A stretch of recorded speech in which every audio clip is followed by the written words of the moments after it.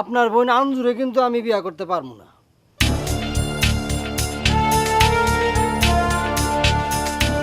তুই যে আঞ্জুরে বিয়ে করতে পারবি না সেটা তো আমার কপাল।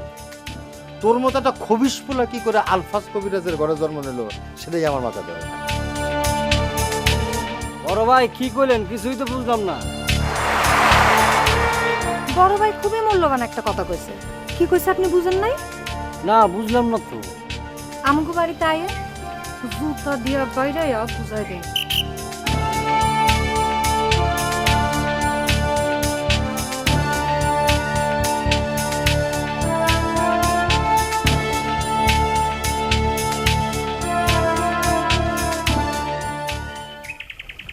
আজকে সেলিম ভাই ছিল আমগো বাড়িতে। আমগো বাড়িতে তো আইছিল। হ্যার বই নাঞ্জু হ্যাঁ রে বিয়া দেওয়ানের লেগা পাগল হয়ে গেছে। এই হ্যাঁ বিয়ে করে না কেন? কেন তোর কি ওরে বিয়া করার মন চাইছে? স্যার সব মাসকে যদি মন চায় আমারে ক, আমি তোর বাইরে কইয়া বিয়ার ব্যবস্থা করে দেই।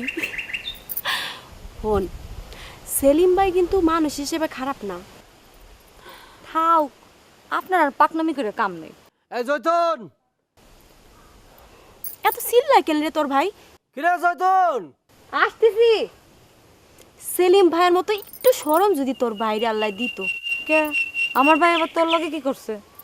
যা যা জিগা কি করছে।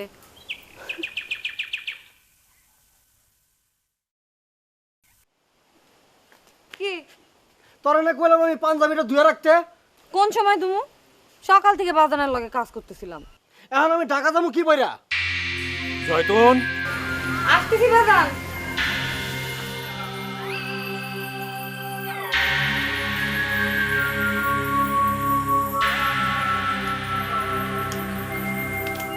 কি হয়েছে বাজান? কিছু না। ডাকলা যে? ওরে কবি, ও যেন গলা বাড়ায় কথা না বলে। ওর গলা শুনলে আমার মাথায় আগুন জ্বলে। টাকার কথা জিজ্ঞেসছিলাম। কি কইল? সেইটা যায় জানোয়ার হয়েছে একটা। কয় শেয়ার বাজার আমি একলা ধরা খাইছি নাকি? ব্যাগটাই ধরা খাইছে। জমি বন্ধকের টাকা নিয়ে শেয়ারের বাজারে খাটাইতে আমি কইছি নি ওরে। এখন কি হইব বাজান? ওরে কইবি 3 দিনের মধ্যে বন্ধকি জমির টাকা ফেরত না দিলে জমি মাই। কথাটা কি সত্য বাজান? সত্য না তো কি?